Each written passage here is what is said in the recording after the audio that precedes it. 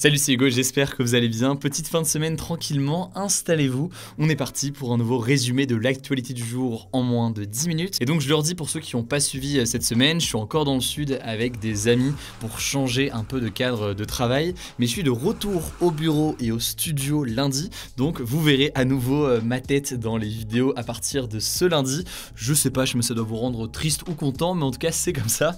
Et on peut commencer donc sans plus tarder avec la première actu. Alors aujourd'hui, vous allez le voir, on a énormément d'actus différentes à évoquer dans le En Bref, mais avant ça, vous l'avez vu dans le titre, on va parler d'un drone tueur en Libye qui inquiète tout simplement le monde entier. En fait, un rapport du Conseil de sécurité de l'Organisation des Nations Unies qui a été révélé par le magazine britannique New Scientist explique que des drones militaires déployés en Libye par le gouvernement d'union nationale ont attaqué une cible en mars 2020, mais de manière totalement autonome. En gros, les drones auraient tiré sur quelqu'un sans avoir reçu d'ordre d'un humain. Il aurait donc pris la décision lui-même et ce serait une première dans l'histoire de l'humanité selon l'ONU. Et le drone en question, c'est le drone Kargu 2. Il a été fabriqué en Turquie et il serait capable, selon son fabricant, d'identifier et d'attaquer des cibles grâce à la reconnaissance faciale. C'est donc une annonce assez folle qui rejoint pas mal d'innovations comme ça de robots tueurs autonomes ces dernières années.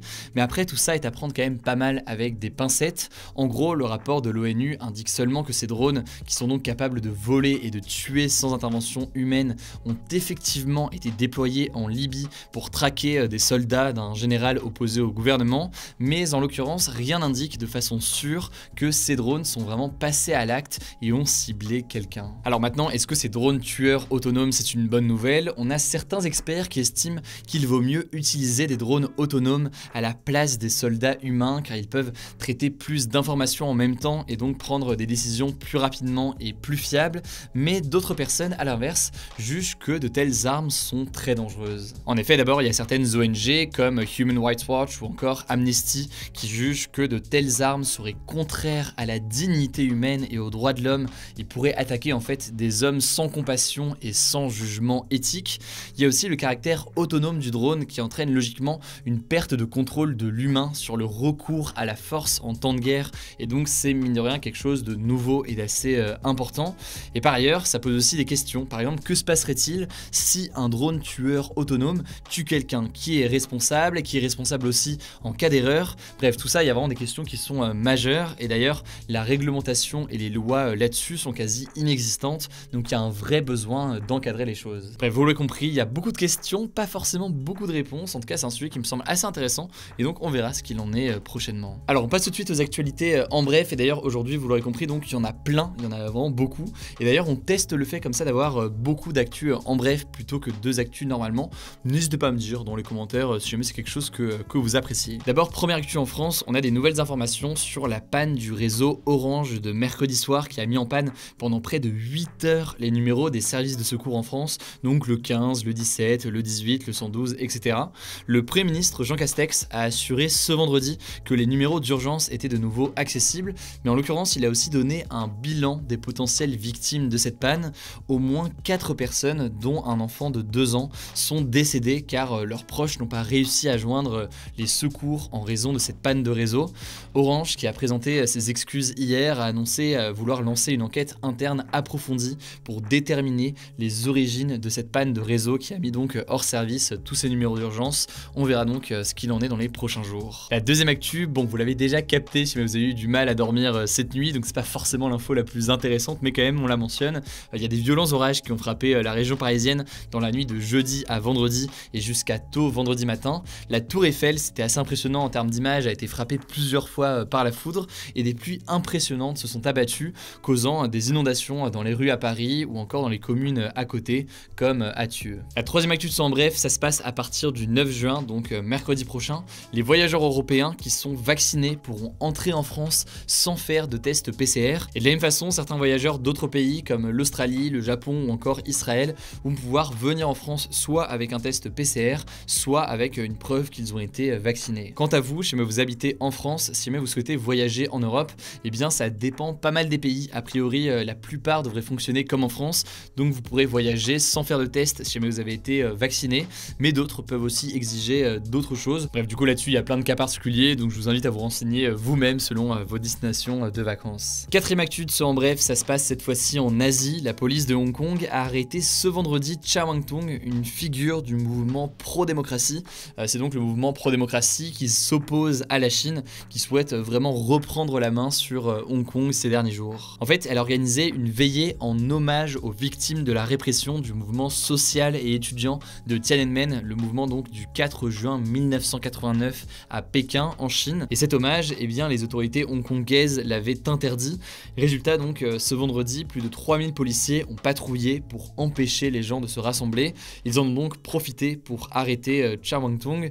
Et donc le climat est actuellement très tendu toujours à Hong Kong. De plus en plus d'opposants à la Chine se font arrêter. Donc on aura logiquement l'occasion d'en reparler dans les prochaines semaines. La cinquième actu, ça se passe aux États-Unis. Elle est plutôt insolite, pour ne pas dire même qu'elle n'a aucun sens. Je vous préviens, pour accélérer sa campagne de vaccination, l'État de Virginie occidentale a décidé d'offrir des fusils de chasse aux personnes qui ont reçu une première dose du vaccin contre le coronavirus. En fait, le gouverneur de l'État, Jim Justice, a annoncé qu'il organiserait une loterie chaque semaine du 20 juin au 4 août avec des lots pour les résidents qui ont reçu au moins une dose du vaccin. Et parmi donc ces fameux lots, eh bien, il y a des fusils de chasse, mais également des pick-up ou encore des bourses d'études. L'État est donc prêt à tout pour encourager les gens à se faire vacciner.